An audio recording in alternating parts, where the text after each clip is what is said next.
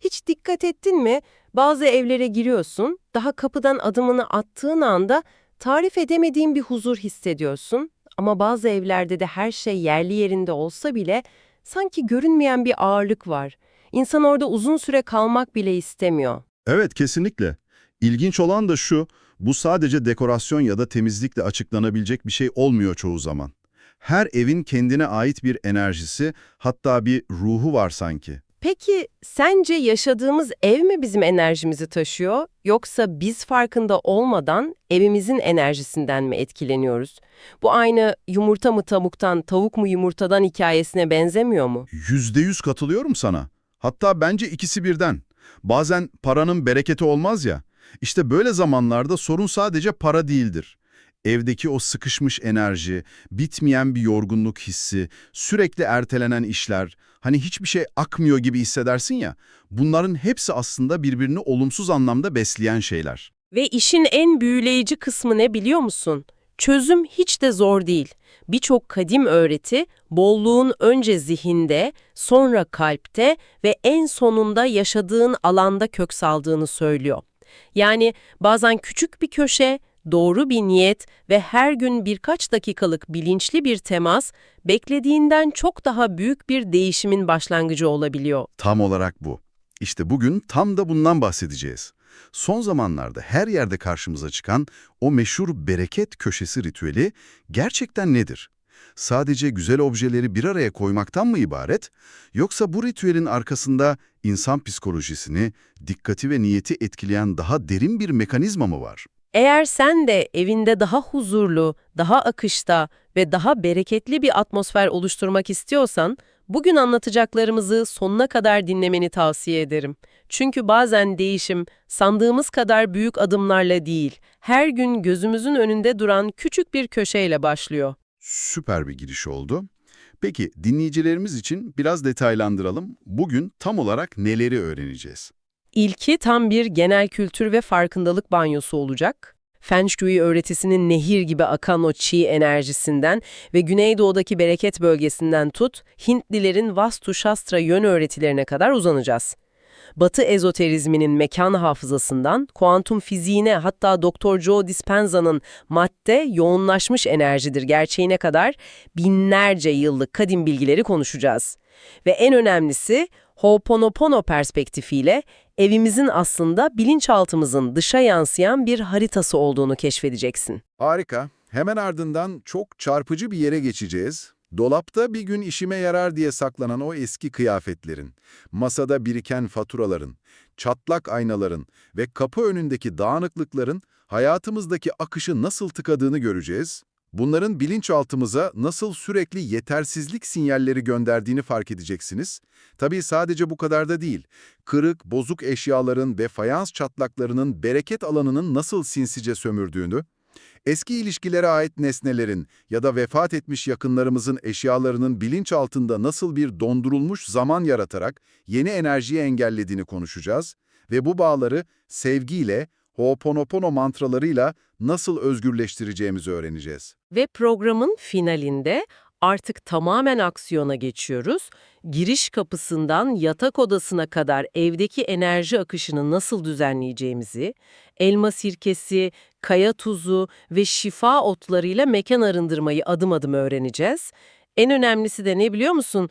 Özel bitkiler, kadim semboller ve frekans yükselten yağlarla evinin güneydoğu köşesinde kolayca uygulayabileceğin, o hücresel hafızayı sıfırlayan çok güçlü bir bolluk ve bereket ritüelini beraber gerçekleştireceğiz. Kulağa muazzam geliyor. O zaman hazırsan çayını ya da kahveni al, çünkü harika bir dönüşüm yolculuğu için başlıyoruz. Hemen şu bahsettiğimiz genel kültür banyosuyla başlayalım o zaman. Hani Çinliler o yaşam enerjisini çi diyor, Hintliler yön enerjisi diyor ya. Peki biz Ho'oponopono'da buna hafıza dediğimizde aslında hepimiz aynı büyük tablodan, yani evimizin içimizin aynası olduğundan bahsetmiyor muyuz? Kesinlikle aynı tablodan bahsediyoruz. Farklı kültürler aynı evrensel gerçeği kendi dilleriyle anlatmışlar. Mesela Çinlilerin Feng Shui öğretisine baktığında enerjinin evde hiçbir engele çarpmadan bir nehir gibi özgürce akması gerektiğini vurgularlar. Feng Shui'nin Qi dediği şey, insanın o mekana girdiğinde gözünün, beyninin ve bedeninin mekandaki objelerle kurduğu kesintisiz etkileşimdir. Bagua haritası denilen o haritayı düşün, evi kariyer, sağlık, ilişkiler ve bereket gibi bölgelere ayırır. Bereket bölgesinin evin güneydoğu köşesi olması mimari ve tarihsel olarak tesadüf değildir. Güneydoğu yönü, sabahın o ilk canlandırıcı ışığını doğrudan alan bir yöndür. Kadim tarım toplumlarından bu yana büyümenin ve gelişmenin sembolü olan bir açıdır bu. Güneşin o ilk taze enerjisi yani. Sen o köşeyi temizleyip oraya niyetini koyduğunda beynin her gün o taze ışıkla aydınlanan düzenli bir alanı tarar. Bu görsel veri sinir sistemine güvende olma, gelişme ve kaynakların bolluğu sinyalini verir. Mesele sadece bir pusula yönü değil, o yönün bizim algımızla nasıl rezonansa girdiği o zaman. Benzer bir durum Hindistan'ın Vastu Shastra öğretisinde de var aslında. Orada da evin giriş kapısının baktığı yönün veya mutfağın konumunun o ailenin refahını şekillendirdiği söyleniyor. Yani olay sadece eşyaların yeri veya dekorasyon değil kesinlikle.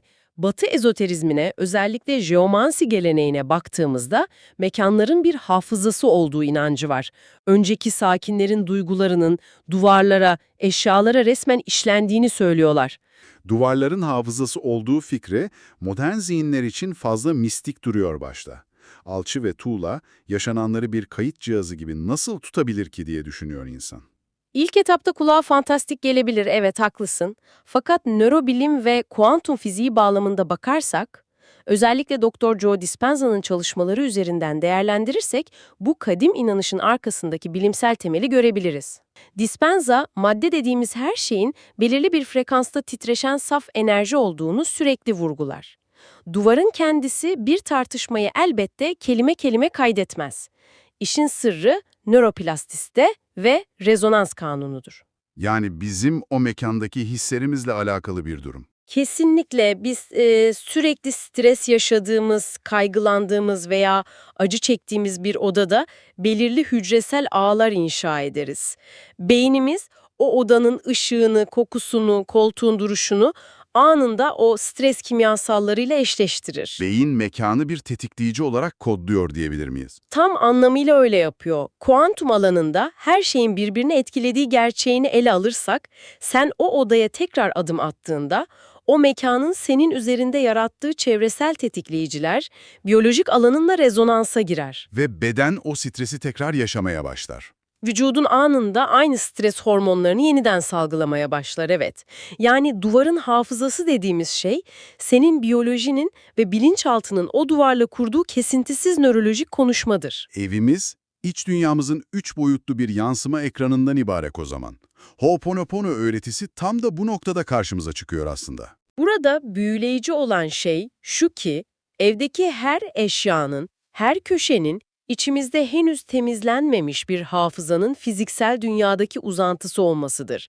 Ho'oponopono dilinde biz buna veri deriz. Dışarıda dağınık olan içeride de dağınıktır ilkesi. Dışarıdaki o karmaşa içerideki çözüm bekleyen meselelerin katılaşmış hali.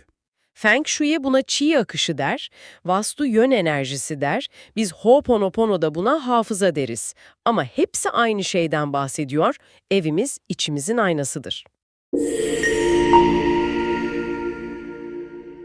İşin teori kısmından çıkıp evdeki o spesifik eşyaların ve dağınık köşelerin sağlığımızı, kariyerimizi ve banka hesabımızı adım adım nasıl kilitlediğini konuşalım. Sağlık boyutuyla başlarsak, evin durumu hücresel enerjimizi nasıl aşağı çekiyor? Şöyle düşün, evde durgun, ışık almayan ve dağınık eşyaların yığıldığı alanlar beyin için sürekli bir görsel gürültü kaynağıdır. Görsel gürültü. Bu harika bir tanım. Evet, çünkü göz bu karmaşayı her taradığında beynin amigdala bölgesi bunu çözülmesi gereken potansiyel bir problem olarak algılar.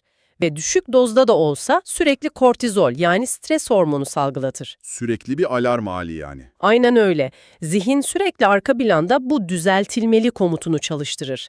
Evde nefesim sıkışıyor hissinin biyolojik karşılığı işte budur. İnanılmaz gerçekten. Sürekli yorgunluk, sabahları yataktan kalkamama veya gece uykuya geçememe durumu, zihnin bu bitmek bilmeyen çevresel uyarıcılar yüzünden hiçbir zaman tam bir dinlenme frekansına geçememesinden kaynaklanır. Sağlık kısmındaki o sürekli uyarılma hali çok mantıklı. Ancak kariyer ve gelir konusuna geçtiğimizde bağlantıyı kurmak biraz daha zorlaşıyor bence. Neden zorlaştığını düşünüyorsun? Şöyle ki, masamın üzerinde duran eski kağıt yığınlarının, ödenmiş faturaların, kariyerimde karşıma çıkacak yeni bir fırsatı engellemesi fikrini nasıl temellendireceğiz? Fiziksel kağıt parçaları bir terfiyi nasıl durdurur? Burada psikolojideki Zeigarnik etkisi devreye giriyor. İnsan zihni tamamlanmamış ve yarım kalmış işleri bitmiş işlere kıyasla çok daha güçlü bir şekilde hatırlar ve onlara enerji harcar. Yarım kalan işlerin zihni meşgul etmesi durumu. Kesinlikle çalışma masasındaki biriken o geçerliliğini yitirmiş kağıtlar, dosyalar, beynine sürekli senin yarım kalmış sorumlulukların var sinyalini gönderir. Bu devasa bir bilişsel yüktür. Zihin o esnada yoruluyor tabii. Zihnin bu geçmiş yüklerle meşgulken karar yorgunluğu yaşamaya başlar. Bilinçaltın yeni bir sorumluluğu, yeni bir girişimi veya terfiyi kaldıracak kapasitesinin olmadığını hisseder. Kendini yeniliğe kapatıyor yani. Giriş kapısındaki tıkanıklıklar da aynıdır. Yeni fırsatların ve bereketin girdiği o ilk eşikte seni karşılayan bir kaos varsa, zihnin daha güne başlarken yeniliğe karşı bir savunma duvarı örer. Kariyerdeki tıkanıklığı anladım. Peki ya gelir dengesi? Gelir dengesi için mutfak ve lavabolardaki su akışının örnek gösterilmesi çok yaygındır mesela. Musluk damlatıyorsa paran sızıp gider denir. Evet, bu çok bilinen bir kuraldır. Su faturasının artması dışında bu inancın altında yatan psikolojik sebep nedir sence? Su elementi, kadim öğretilerin tamamında kaynakların, yaşamın ve bereketin akışını temsil eder. Sızdıran, damlatan bir musluk ya da bakımsız bir lavabo, aslında kişideki kaynakları koruyamama ve ihmalkarlık inancının fiziksel bir yansımasıdır. Kontrol kaybı hissi yaratıyor aslında, değil mi? Tam olarak bu. O damlama sesini her duyduğunda ya da o bozuk lavaboyu her gördüğünde, zihnine gizliden gizliye kaynaklarım kontrolüm dışında tükeniyor ve ben bunu durduramıyorum mesajı kazınır. Zihin bu eksiklik ve kontrol kaybı inancına programlandığında, finansal kararlarında da aynı sızıntıyı yaratacak hatalı adımlar atmaya başlar. Eşyalarla kurduğumuz bağların üzerinden yaptığımız bu sembolik okumalar, özellikle ilişkiler boyutunda daha da belirginleşiyor bence. İlişkiler konusu, evdeki enerjinin en görünür olduğu yerlerden biridir. Mesela yatak odasında geçmişe ait nesneler tutmak veya dolabın derinliklerinde bir gün kilo verirsem giyerim ya da belki işime yarar diye yıllardır bekletilen kıyafetler, onları orada tutmanın evrene veya kendimize verdiğimiz mesaj açısından maliyeti nedir? O kıyafetler sadece kumaş parçası değildir. Onlar, senin şu anki halini yeterli bulmadığının, şimdiki seni reddettiğinin somut kanıtlarıdır. Kendimizi olduğumuz gibi kabul etmemek yani. Kesinlikle. İnsan, dolabını kullanmadığı eşyalarla tıka basa doldurduğunda, evrenin temel kurallarından biri olan vakum prensibini ihlal etmiş olur. Doğa boşluk sevmez, yaratım boşlukta başlar. O boşluğu yaratmak zorundayız. Sen o alanı eski, geçerliliğini yitirmiş enerjilerle doldurarak, bilinçaltına, benim hayatımda yeni bir şeye, yeni bir insana ya da yeni bir deneyime yer yok komutunu veriyorsun. O solmuş, kurumuş ama hatırası var diye atılamayan çiçek buketleri de aynısıdır o zaman. Bitmiş bir şeyi zorla hayatta tutma çabasıdır. Şimdiki anın gücünü geçmişin ölü ağırlığına feda etmektir. Çok doğru bir benzetme. O kurumuş çiçekler geçmişe duyulan tutsaklığın fiziksel halidir. Çatlak veya buğulu bir ayna da kendine bakışının ve vizyonunun bulanıklaşması demektir. Kapı önünde biriken ayakkabılarsa enerjinin daha eve ilk adımda tıkanmasıdır. Ayrıca eski takvim ve fotoğrafların bakışı geçmişe sabitleyip şimdinin gücünü elinden aldığını da unutmamak lazım. Madde hafıza tutar mı sorusuna geri dönüyoruz sanki burada. İşte burası gerçekten çok ilginç. Eşyaların gerçekten bir bilinci olabilir mi? Zero Limits felsefesinde Dr. Hume'nin maddelerin de bizler gibi verileri tuttuğunu söylediğini biliyoruz. Evet, Hugh Lane bunu çok net bir şekilde ifade eder. Fakat benim kahve fincanımın ya da duvar saatimin bir bilinci olduğunu söylemek olayı biraz somut gerçeklikten koparmıyor mu? Bir eşya nasıl hafıza barındırır? Eşyanın hafıza barındırması, onun bizim gibi bir zekaya sahip olması anlamına gelmez tabii ki. Madde, enerjiyi tutma ve yansıtma kapasitesine sahiptir. Enerjiyi bir sünger gibi emiyorlar yani. Biz bir eşyaya uzun süre temas ettiğimizde, o dönemdeki duygu durumumuzun frekansını o maddenin kuantum alanına mühürleriz. Bu, psikolojideki duygusal bulaşma ve çapalama mekanizmasıyla örtüşür. Eşyalar senin geçmişteki korkularının, yetersizliklerinin canlı birer şahididir. Özellikle kırık, bozuk eşyalar çok tehlikeli. Çatlak tabaklar, bozuk fermuarlar, fayans çatlakları. Adeta enerji sömüren kara delikler bunlar. Sürekli bir eksiklik frekansı, evde iyileşmeyen bir yara gibi. O zaman bunun için pratik bir kuralımız olmalı.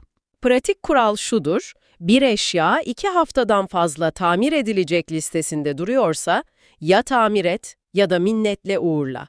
Ortada kalan eşya, ortada kalan niyeti besler. Duygusal çapalama konusundaki en zorlu ikinci kategoriye geçiyoruz o zaman. Eski ilişkilere ait eşyalar. Bir ayrılığın ardından eski partnerin hediye ettiği bir saati ya da birlikte alınan bir mobilyayı evde tutmaya devam etmek. İnsan bu sadece kullanışlı bir eşya, duygusal bir anlamı kalmadı diyerek kendini kandırabiliyor. Ama arka planda o eşyanın yaydığı frekans yeni bir ilişki ihtimalini nasıl baltalıyor? Bilinçli zihnin, bu sadece bir lamba diyebilir ama bilinçaltın o lambayı her gördüğünde o ilişkinin nöral ağını, o günlerde yaşanan hüznü, hayal kırıklığını veya özlemi mikrosaniyeler içinde yeniden ateşler. Bilinçaltında o ilişkinin duygusal verisini taşır hala. O eşya o kişinin enerjisini yaymaya devam ediyor bir nevi. Kesinlikle evine ve hayatına yeni bir enerjiyi, yeni bir insanı davet etmek istediğinde, mekanında hala eski partnerinin titreşimiyle konuşan bir nesne varsa, yeni frekans o alana yerleşmekte zorlanır. Zihinsel bir çatışma, bir bilişsel uyumsuzluk ortaya çıkar. Ama bu eşyaların maddi değerleri yüksek olabilir, her şeyi bir çöp poşetine doldurup atmaktan bahsetmiyoruz herhalde. Ho'oponopono bize bu bağları nasıl şifalandıracağımızı söylüyor. Elbette her şeyi çöpe atmak rasyonel değil, yapılması gereken şey o eşyayı günlük yaşam alanından, özellikle de dinlenme ve yenilenme merkezin olan yatak odasından uzaklaştırmaktır. Onu görüş alanından çıkarıp bir kutuya koyabilirsin, ancak bunu sadece fiziksel bir eylem olarak değil, bilinçli bir arınma işlemi olarak yapmalısın. Ho'oponopono tam burada devreye girer. Eşyayı eline alıp içinden samimiyetle şu sözleri tekrarlamak muazzam bir nörolojik özgürleşme yaratır. Bugüne kadar bana yaşattığın tüm deneyimler için teşekkür ederim. Şimdi seni ve kendimi sevgiyle serbest bırakıyorum. Bu sadece eşyayı değil, senin o eşyaya bağladığın eski kimliğini de özgür bırakmaktır. Üçüncü kategori ise kalbimizi en çok zorlayan kısım. Hayatını kaybetmiş, çok sevdiğimiz birinin eşyalarıyla yaşamak konusu. O insanın kokusunu korumak, yatağını veya masasını olduğu gibi bırakmak, yaz sürecindeki bir insan için çok doğal bir refleks. Ancak bu eşyaları uzun yıllar boyunca evde bir müze gibi sergilemek, o evin enerjisine, şimdiki zamana nasıl bir etki yapıyor? Kaybettiğimiz birini unutmadan, onun anısına saygısızlık etmeden bu eşyalarla kurduğumuz bağı nasıl dönüştürebiliriz? Bu en hassas, en insani noktamız aslında. Kaybettiğimiz birinin kokusuna, eşyalarına tutunmak aslında zamanı durdurma ve o kişiyi fiziksel dünyada tutma çabasıdır. Bu büyük bir sevginin göstergesidir. Ama bir yandan da o yası evde canlı tutmak anlamına geliyor. Maalesef öyle. Ev sürekli olarak o anıya, o yas enerjisine sabitlendiğinde adeta bir zaman kapsülüne dönüşür. Yas enerjisi ağırdır. İnsan deneyimindeki en yoğun ve fiziksel mekana en çok sinen frekanslardan biridir. Eckhart Tolle'nin öğretilerini hatırlıyorum bu noktada. Tolle'nin dediği gibi şifa sadece şimdiki zamanda mevcuttur. Geçmişe sabitlenmiş ev, şimdiki zamanın bereketine yer açamaz. Ho'oponopono felsefesi bunu nasıl yorumluyor peki? Ho'oponopono'da bu bir sevgiyle uğurlama meselesidir. O eşyaları evde bir yük gibi tutmak, o kişiyi yaşatmaz. Aksine kendi ruhumuzu o eşyalara hapseder. Peki pratik tavsiye nedir bu durumda? Nasıl bir yol izlenmeli? O kişiyi sevgiyle onurlandırmak istiyorsan, ona ait en özel, sana en iyi hissettiren birkaç parçayı seçip saygın bir köşede tutabilirsin. Geri kalanları zamanla bağışlamak en doğrusudur. Bunu yaparken de o derin temizlenme cümlelerini kullanmak, seni seviyorum, teşekkür ederim, seni serbest bırakıyorum diyerek yavaş yavaş bağışlamak en güzel şifadır. Eşyaların taşıdığı bu derin anlamları ve hafızayı anladıktan sonra evin fiziksel mimarisinin bu enerjiyi nasıl dolaştırdığına bakmamız gerekiyor. Demek ki sadece hangi eşyayı tuttuğumuz değil, onu nerede tuttuğumuz da mesele. Ev içindeki enerji otobanlarını doğru yapılandırmamız gerekiyor. Diyelim ki eşyalarla olan bağlarımızı şifalandırdık. Peki bu taze enerjinin evin içinde rahatça dolaşması için nerelere dikkat etmeliyiz? Feng Shui haritasına geri dönersek, bu akışın kalbi giriş kapısıdır. Giriş kapısı Qi'nin eve ilk girdiği yerdir. Evin ağzıdır. Bereketin ve fırsatların eşiği yani. Bereket, fırsatlar ve yeni başlangıçlar o kapıdan içeri süzülür. Eğer kapıyı açtığında karşına yığılmış ayakkabılar, içi dolu koliler veya daraltıcı bir mobilya çıkıyorsa, dağınıksa enerji içeri akmadan geri döner. Beyin daha ilk saniyede bir engel hesabı yapıyor o zaman. Kesinlikle öyle. Enerji o duvara çarpar ve içeri yayılmadan geri döner. İkinci büyük tuzak ise köşeler ve karanlık alanlardır. Enerji, hareketsiz, ışık almayan köşelerde durgun enerji olarak birikir. Durgunluk, durgunluğu çeker. Bereket köşesi ritüelinde köşeyi boşaltma adımının bu kadar hayati olmasının sebebi budur. Boşluk yaratmadan o boşluğa yeni bir şey davet edemezsin. Koridorlar için de aynı durum geçerli sanırım. Evin damarları diyebilir miyiz onlara? Tam olarak öyle. Dar, sağa sola sıkıştırılmış, eşya dolu koridorlar enerjinin sıkışarak geçmesine, eve giren bereketin yavaşlamasına neden olur. O dar alanlardan her geçişinde fiziksel olarak omuzlarını kısmak veya dikkatli yürümek zorunda kalırsın. Bu sürekli yaşanan bedensel kısıtlanma hissi, hayatındaki akışın da yavaşladığı hissini bilinçaltına kazır. Ve geldik evin belki de en özel yerine, yatak odasına. Yatak odası dinlenme ve ilişki merkezidir. Biz ömrümüzün 1/3'ünü o odada en savunmasız, en alıcı halimizde geçiriyoruz. O oda yenilenmenin ve derin dinlenmenin merkezidir. Ama biz o odayı bazen bir depoya, bazen de ofise çeviriyoruz. En büyük hata da bu zaten. İş belgeleri, geçmişe ait nesneler veya çok fazla elektronik eşya dinlenememe frekansını besler. Etrafında sürekli cihazlar çalışıyorsa, masanın üzerinde iş projeleri duruyorsa, beynin sürekli uyanık kalmaya zorlanır. O odaya girdiğin anda o sinyali alamazsın ve sen sabahları ne kadar uyursan uyu o yataktan tükenmiş bir şekilde kalkarsın. Öyleyse evimizi sadece akşamları geri döndüğümüz, eşyalarımızı depoladığımız bir yer gibi görmekten vazgeçmek zorundayız. Evimiz, bizi her gün besleyen, niyetlerimizi yansıtan kutsal bir alan aslında. Peki tüm bunlar ne anlama geliyor? Bizi dinleyen biri kendi hayatında o aradığı değişimi başlatmak için tam olarak ne yapmalı? Tüm bu anlattıklarımızın özü aslında bolluğun, bereketin evdeki o ufacık bir köşede yapılan bilinçli bir yer açma hareketiyle nasıl hayat bulduğuyla ilgili. Fiziksel ve zihinsel temizlik bir arada yürüyor. Bolluk sadece gökten inen bir şans değil, senin kendi alanında yarattığın frekansın bir sonucudur. Kendi evinin sorumluluğunu %100 oranında aldığında dönüşüm başlar. Evindeki o ufacık bir köşeyi sadece birkaç dakikanı ayırarak bilinçli bir niyetle temizlemek aslında evrene ben geçmişin yüklerini bırakıyorum demek. Şimdi evimizdeki o gizli enerji vampirlerini nasıl tespit edip dönüştürebileceğimize sırayla adım adım bakalım. İlk adımımız alanın frekansını fiziksel olarak nötralize etmek. Bunun için elma sirkesi ve kaya tuzunun o kadim gücünü kullanıyoruz.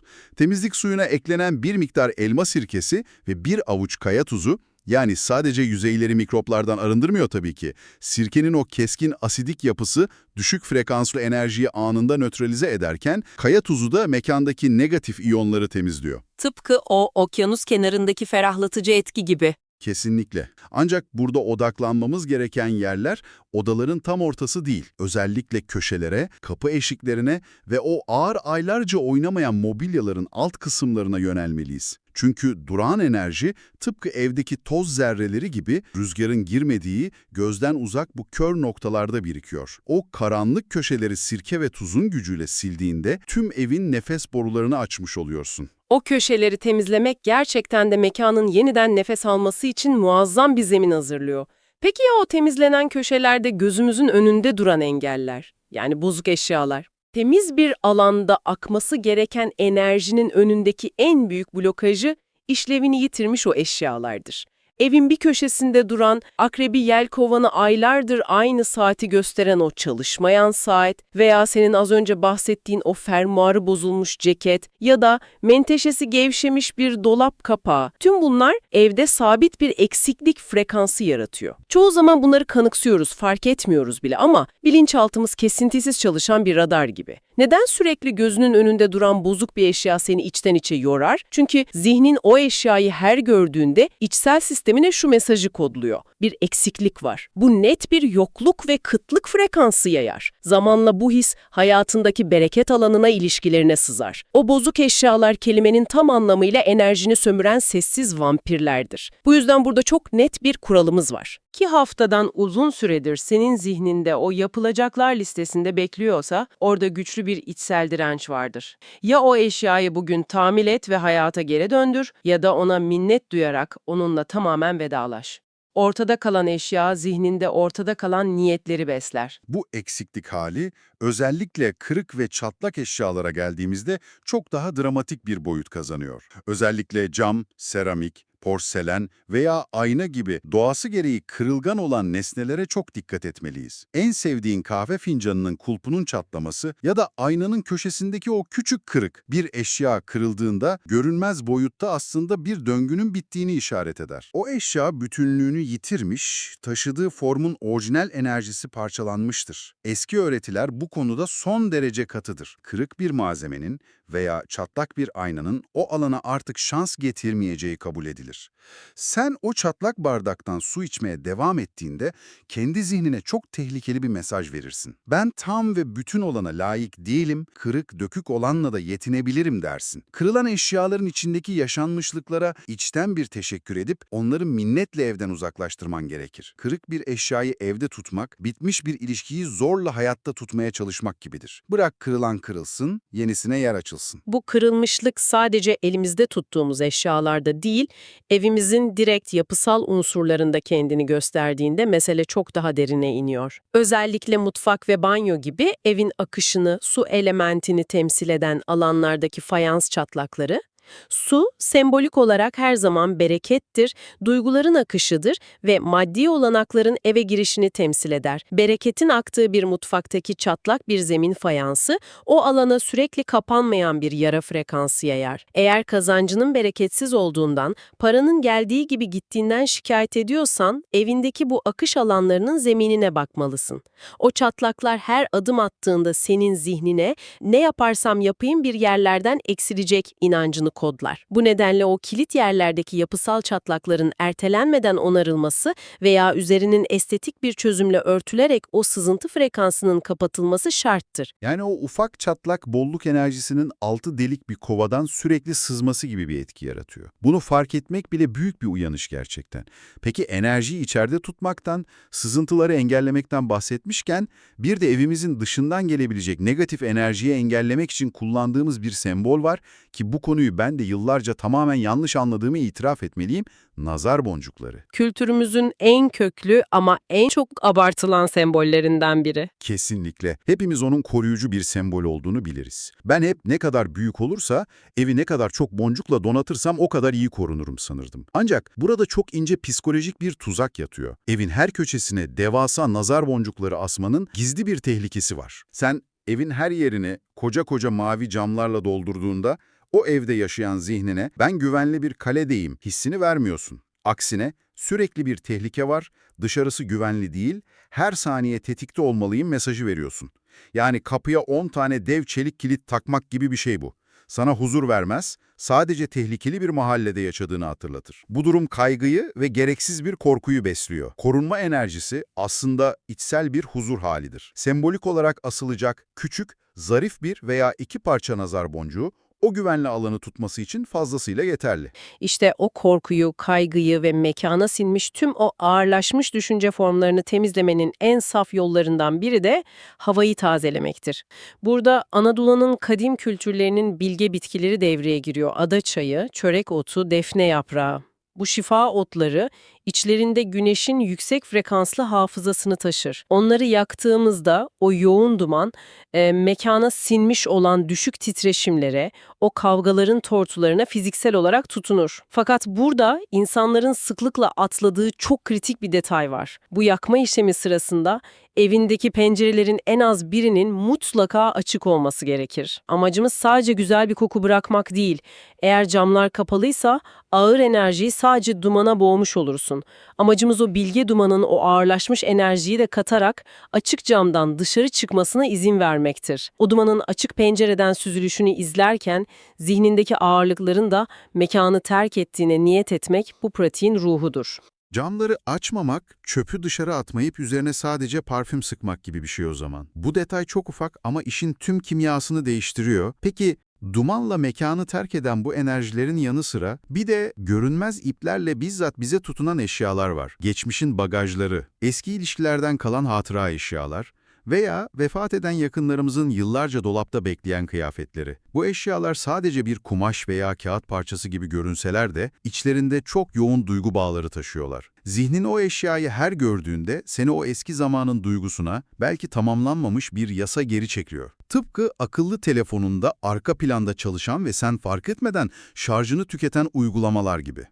Bundan özgürleşmenin muazzam bir yöntemi var. O eşyayı ellerinin arasına al, kalbinin hizasında tut ve Ho'oponopono felsefesiyle onunla sessizce yüzleş. Bana yaşattığın tüm deneyimler için teşekkür ederim. Şimdi seni ve kendimi serbest bırakıyorum. Bu bağı kestikten sonra o eşyayı bir daha dolaba geri koyma. İhtiyacı olan birine bağışla veya elden çıkar. Bağı kesildi, ders alındı ve yük bırakıldı. İşte bu temizliklerle fiziksel ve enerjetik alanımız tamamen nefes almaya başladı. Geçmişin ağırlıklarından arındık, artık tertemiz, pırıl pırıl bir alanımız var. Şimdi evimizde yarattığımız bu ferah boşluğa, bolluğu, bereketi ve yaşam enerjisini davet etme zamanı. O muazzam ritüeli başlatmak ve o kapıyı sonuna kadar aralamak üzere ben şimdi tamamen aradan çekiliyor ve sözü, alanı sonsuz bir sessizlikle sana bırakıyorum. Şimdi, yaratmış olduğumuz bu muazzam boşluğun, bu pırıl pırıl arınmış, nefes alan alanın tam kalbindeyiz. Bırak o temizlik hissi, o hafiflik bedeninin her hücresine, omuzlarına yayılsın. Artık hiçbir telaşımız, hiçbir acelemiz yok. Zaman yavaşladı.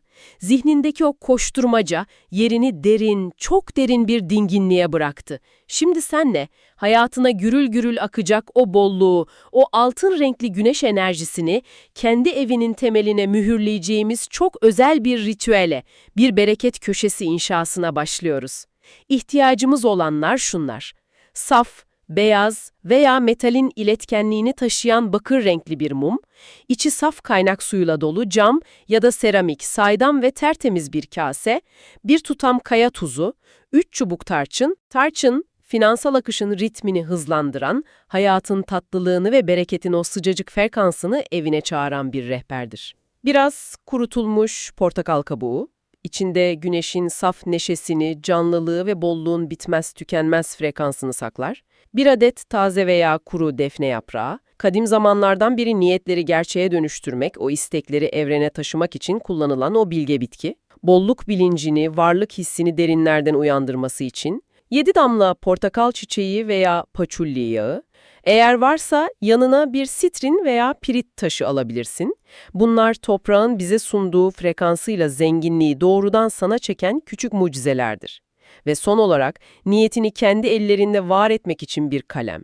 Birinci adımımız, evinde bu muazzam niyetin kök salacağı o özel alanı, o köşeyi seçmek. Evinin güneydoğu köşesi, kadim öğretilerde zenginlik ve bereketin kalbidir.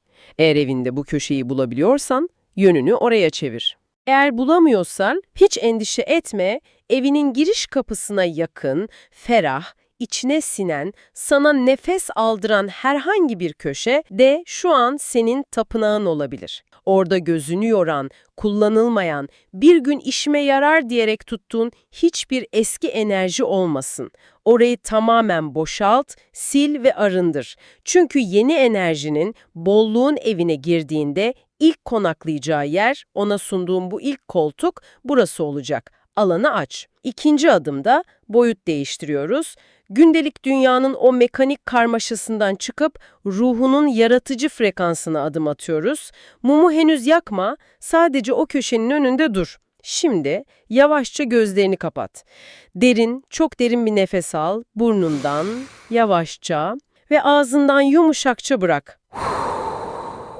Bir kez daha.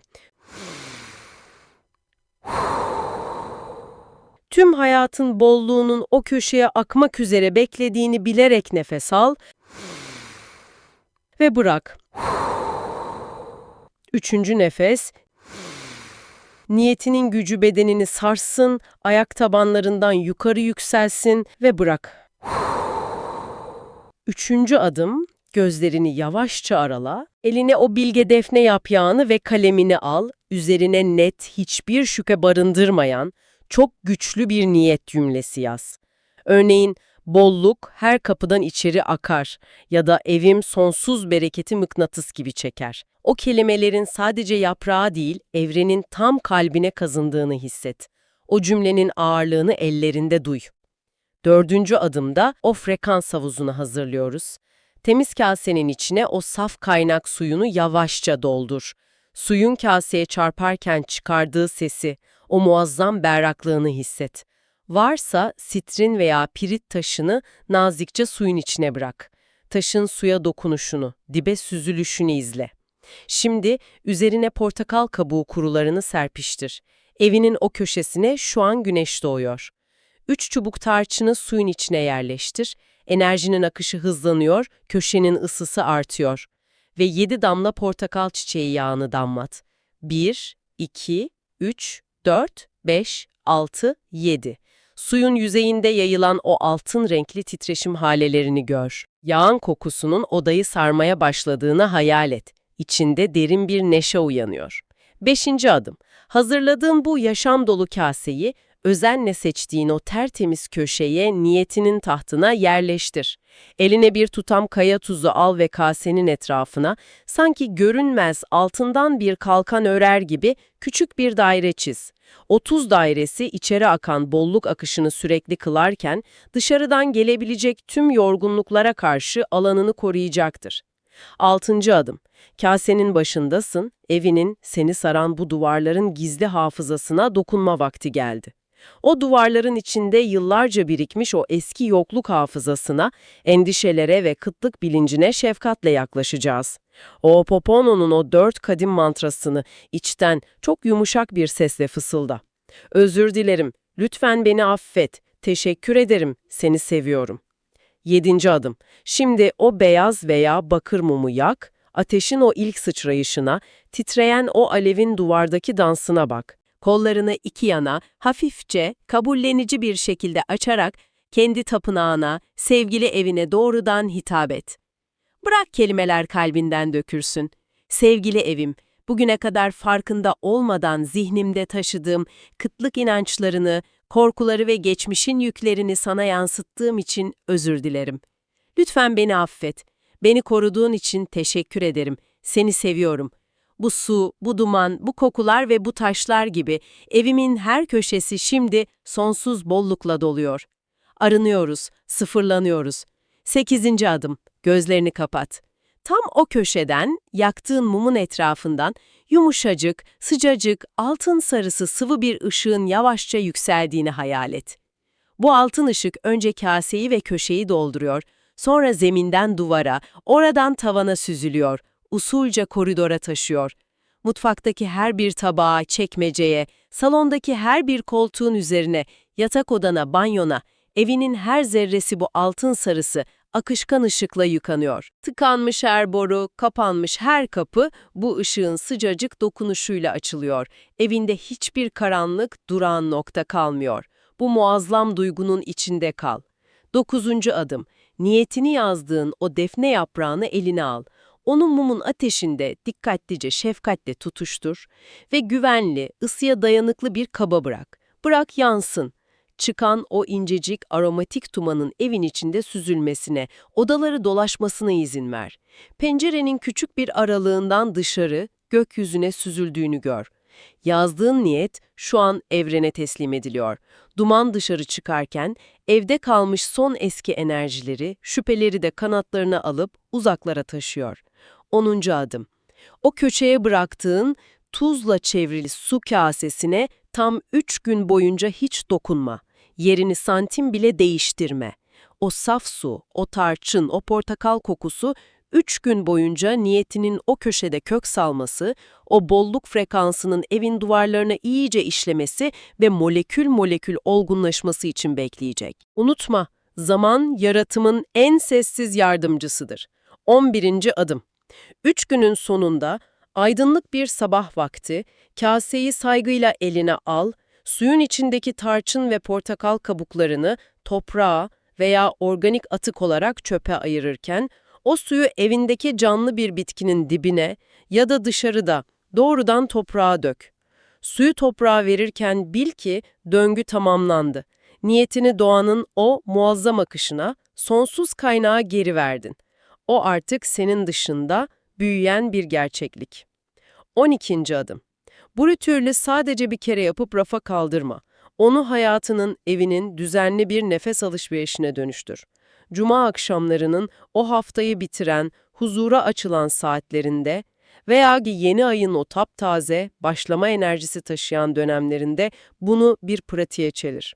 Evinin sana muazzam fırsatlarla nasıl karşılık verdiğini göreceksin. O Uzak Doğu'nun gizemli çiğ enerjisi, Vastu'nun yönleri kutsayan kadim bilgeliği, bizim kendi toprağımızın gözbebeği nazar boncuğu, yaktığımız tütsüler, o eski inanışlar, aslında hepsi, istisnasız hepsi, tek bir evrensel gerçeğin farklı dillerdeki tercümesidir. Evimiz, bilinçaltımızın aynasıdır. Çekmecenin en dibinde duran kırık bir eşya, sadece kırık bir plastik veya seramik parçası değildir. O, senin içinde iyileşmeyi bekleyen kırık bir anıdır. Eski bir sevgiliden kalan bir hediye sadece bir kumaş parçası değildir. O, senin henüz bırakamadığın eski bir kimliktir. Vefat etmiş birinin dolaptaki o tanıdık kokusu sadece bir koku değil, bitmemiş bir yas, donup kalmış bir hafızadır.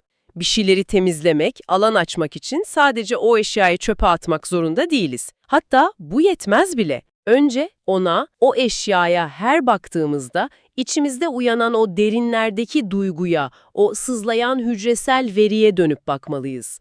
Sadece ona yönelip tüm içtenliğimizle "Üzgünüm, lütfen beni affet, seni seviyorum, teşekkür ederim" demeliyiz. Çünkü gerçek temizlik evin karanlık bir köşesinin sadece fiziksel tozunu almakla bitmez. Gerçek temizlik o karanlık köşeye baktığımızda kendi içimizde uyanan o gizli karanlığı sevgiyle aydınlatabilmektir. Niyet Kapısı yayınlarında Ho'oponopono'nun dönüştürücü gücüyle hayatın en derin noktalarına dokunmaya, yaralarımızı birlikte şifalandırmaya devam ediyoruz. Atasal yükleri temizlemekten, ilişkilerdeki tekrar eden örüntüleri kırmaya, para ve bereket bilincini yeniden inşa etmekten, anne baba yaralarını onarmaya, bilinçaltı korkuları dönüştürmekten, beden ve ruh uyumunu yeniden kurmaya kadar hayatının hangi alanında bir tıkanıklık hissediyorsan, o tıkanıklığın tam kalbine birlikte giriyoruz. Tüm bu derinleşme sürecini kaçırmamak ve bu arınma yolculuğunda bizimle yürümek için kanala abone olmayı ve bizi takip etmeyi unutma güzel insan. Sen de yorumlarınla bu sürece aktif olarak katkı sunabilirsin. Biz Niyet Kapısı'nda her hafta Salı günü saat 16'da yepyeni içeriklerle tam burada senle buluşmaya devam edeceğiz. Şefkatli bir farkındalıkla, kurban değil, kendi hayatının bilge yaratıcısı olduğun o yepyeni frekansta sevgiyle kal güzel insan.